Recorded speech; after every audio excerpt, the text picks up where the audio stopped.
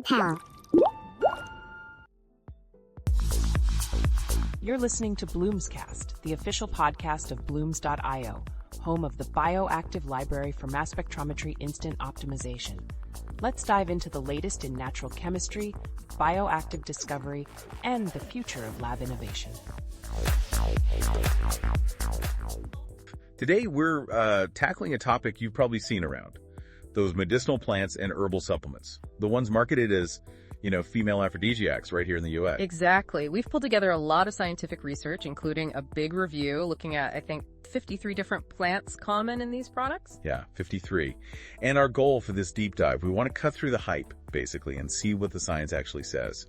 Do they work for female sexual dysfunction, FSD, especially things like low libido? And we know you want the key info, quickly and without getting buried in jargon, so we're pulling out the important bits for you. Right, because FSD is a big deal, isn't it? Affects something like 40% of women. It does. And it's complex pain, arousal issues, desire, interest, orgasm difficulties, lots of things fall under that umbrella. And with few FDA-approved options, it makes sense women look at supplements. Absolutely. But here's the catch. While many plants have traditional uses, maybe more focused on men, historically, the solid evidence. For female libido specifically, it's often pretty weak, or just not there. So the big question is there real science behind these claims? Let's dig in. Okay. So when scientists do try to study these plants, what are the main problems they hit? Well, one of the biggest issues, honestly, is just knowing what they're actually testing. The review really hammered this home. How so? There's a real lack of consistency. Studies might not even say which part of the plant they used or the exact species, and getting the same amount of the active compounds. Often not happening. So no standardization. Pretty much. It's like trying to bake a cake where every bag of flour is different and nobody labels it. You just can't guarantee what you're getting, supplement to supplement, or even batch to batch. Which makes comparing studies really hard, I imagine. Impossible sometimes. You need reliable methods, chemical markers identified with things like HPLC or mass spec to ensure you're testing the same thing every time. High-pressure liquid chromatography. Yeah, and mass spectroscopy. Tools to analyze the chemical makeup. Without that and standard ways of extracting the compounds, you're just comparing apples and oranges across different research papers. Okay, what about testing in animals first? Does that help sort things out before human trials? That's another tricky area. Yeah. We don't really have great animal models that truly replicate something as complex as female desire disorders in humans. Ah. So human trials often end up relying on patient reports, how women feel things are changing, which is valuable, but subjective. And human trials are expensive, time-consuming. Exactly. So having a good animal screen first would be ideal. The review actually suggested developing screening tools based more on the neurobiology of FSD. That could be a way forward. Right, understanding the brain side of things. Which brings us to, understanding female sexual functioning itself. It's not simple, is it? Not at all. I mean, our understanding has really shifted over time. You had early models like Masters and Johnson, that linear excitement, plateau, orgasm thing. The classic model. Yeah. Then Kaplan added desire at the beginning, a 3-step process. But then others, like Whipple and Brash-McGreer, suggested it might be more circular. Circular, how? Satisfaction from one experience can feed desire for the next one. And Bassen's model is even less linear, emphasizing things like intimacy, the right stimuli, relationship satisfaction. Sometimes desire comes after arousal starts, not before. So different paths work for different women or different situations. Exactly. And some research suggests women without FSD relate more to those linear models, while women with FSD often find the circular ones, like Bassen's, fit better. It just shows how varied the experience is. And it's not just biology, right? The review mentioned biopsychosocial. Crucial point. Biopsychosocial. It means biology like hormones, psychology, stress, mood, past experiences, and social factors like your relationship, cultural norms. They all play a role. So FSD, especially what used to be called HSCD, hypoactive sexual desire disorder, it really impacts quality of life. Definitely. And now HSDD is often combined with arousal disorder into FSIA, female sexual interest arousal disorder, but a lot of the plant research use the older HSDD term. Okay, so it's complex. What about the brain chemistry and hormones involved? briefly. Right. There's this idea of a dual control system. Think of it like a gas pedal and a brake for sexual response in the brain. Excitation and inhibition. Exactly. Too much brake, not enough gas, or some mix, that's where dysfunction can happen.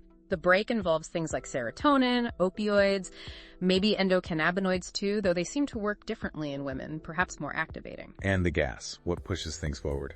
That's neurotransmitters like dopamine, key for reward and motivation, so important for desire. Norepinephrine, too, seems to promote desire. Oxytocin, the love hormone, linked to orgasm. And melanocortins might enhance sexual behavior. The whole chemical soup. It really is. And we don't fully know how these plants consistently affect these specific pathways, especially in women. And hormones. Testosterone, estrogen. Still important. Lower testosterone can correlate with lower desire and arousal in women. Estrogen, or estradiol, is vital for the physical side, lubrication, blood flow. Okay, that's a great foundation. Now let's get into some specific plants, the ones with at least some clinical research. Ashwagandha first. Sure. Ashwagandha, Withania somnifera.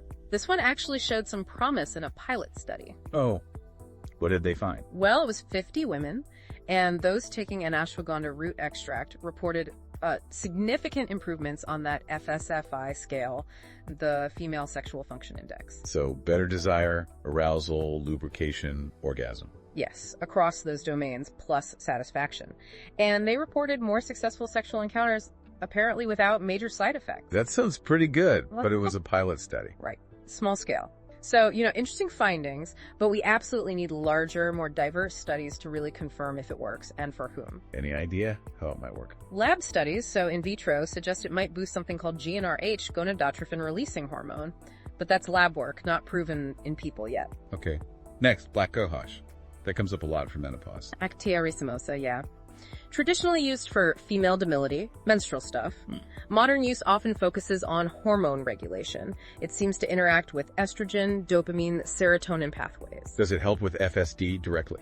The evidence isn't strong for FSD in general, but because it might help with menopause symptoms and seems to have some anti-anxiety effects, there's potential interest for climacteric women specifically.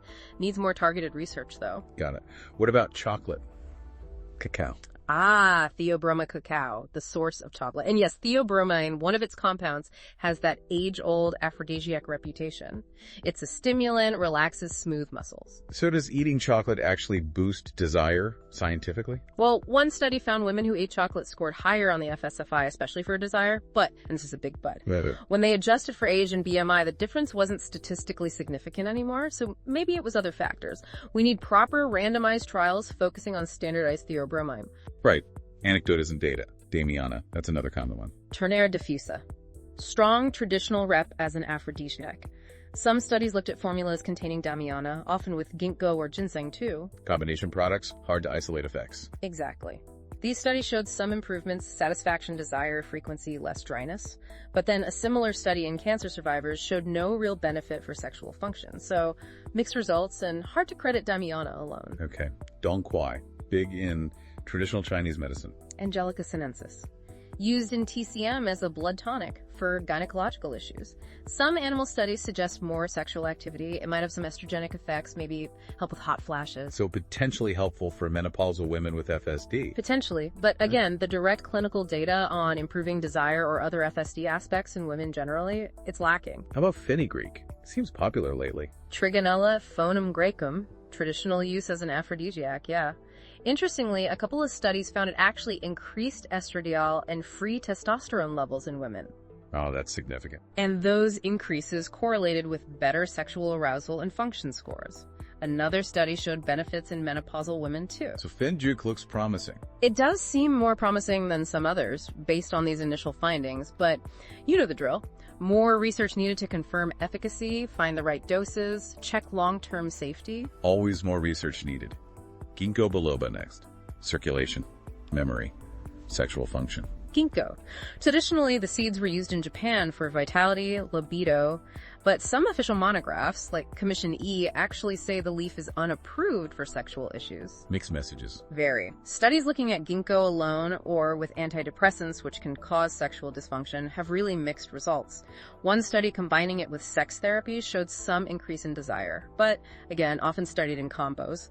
hard to pin down ginkgo's role. Ginseng, that's a whole category, right? Yep. Panax, Siberian. Yeah, ginseng is huge, highly regarded for energy, stamina, found in tons of these female aphrodisiac products. Traditional use for both men and women as an aphrodisiac is widespread. Does it work for women's libido, though? Well, one study on Korean red ginseng showed some improvement on the FSFI scores, but it wasn't significantly better than the placebo group. The placebo effect. Always a factor. A big one in this area. Other studies hint at benefits for menopausal women, but it's inconsistent. Lots of variation in dosage, type of ginseng, who they studied. It's messy. Maca. That one has a strong reputation. Lepidium myani, yes. Very popular. And here, there's actually some potentially interesting data specifically for SSRI-induced sexual dysfunction. Antidepressant side effects. Right. A couple of studies found Maca significantly improved sexual function scores in women experiencing those side effects. So it might have a niche, perhaps for medically induced issues. Okay. Passion flower. Usually for sleep or anxiety. Passiflora incarnata, yeah, known for calming effects, but apparently used in the Caribbean as an aphrodisiac tea. One study looked at a supplement with passion flower. Part of a formula again. Yes, and it showed improvements in menopausal symptoms and sexual function over 6 months. So maybe the relaxation helps? Hard to say definitively it's the passion flower itself. And last one on this list with some data. Tribulus. Tribulus terrestris, another one with a long traditional history as an aphrodisiac. Multiple studies exist, but they use different preparations, doses. What do they generally show? Often, improvements in FSFI scores. Some suggest it might increase DHEA and testosterone, especially after menopause. But, again, the placebo response in these trials is often really high. Makes it hard to trust the results. Very hard. It might be helpful for some aspects of FSD, maybe beyond just low desire, but the evidence isn't clear-cut due to that placebo effect. So looking at that list, ashwagandha, fenugreek, maybe maca for specific situations, show some early promise, but need way more work. Many others are mixed or inconclusive. That's a fair summary. And the review also pointed out lots of other plants in these supplements like chaste tree, cnidium, shatavari with traditional use, but almost zero clinical data in women for this purpose. And even more with basically no evidence at all. Exactly. Various species of asparagus, rubus, schizandra, the list goes on, included in products, but without scientific backing for these claims. It really drives home the challenges in this research area. It does. You've got the complexity of FSD itself. It's not one single thing. Then the massive variability in the plant's preparation, dose, species. Plus weak study designs sometimes. Yeah, small samples, no proper controls, studies that are too short. And you can't discount cultural beliefs about female sexuality possibly influencing reported outcomes. It's tough. Okay, let's pull this all together.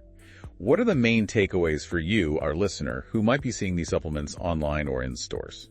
Well, the bottom line, based on the current science we reviewed, is that there just isn't strong, convincing evidence to back up the marketing claims for most of these plants as female aphrodisiacs. Tradition isn't proof. Precisely.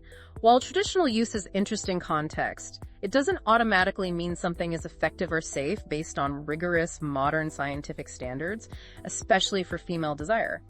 You really shouldn't rely just on those historical claims. So a lot of marketing seems based more on that tradition than solid data. That seems fair to say. What we desperately need are better studies.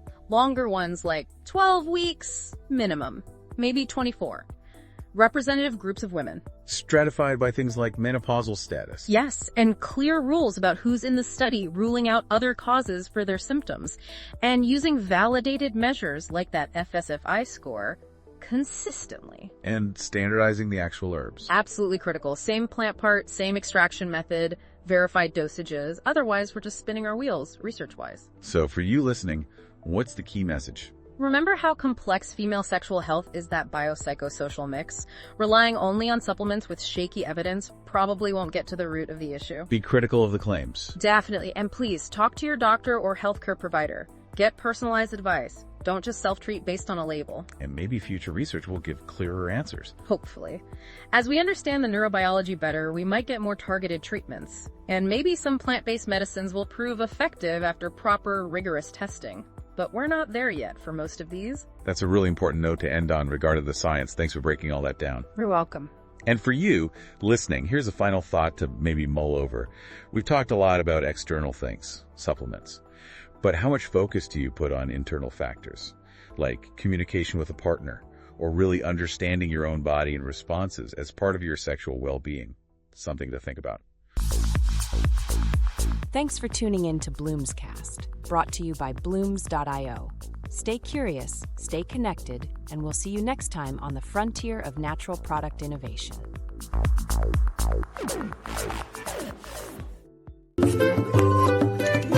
Pharmapal.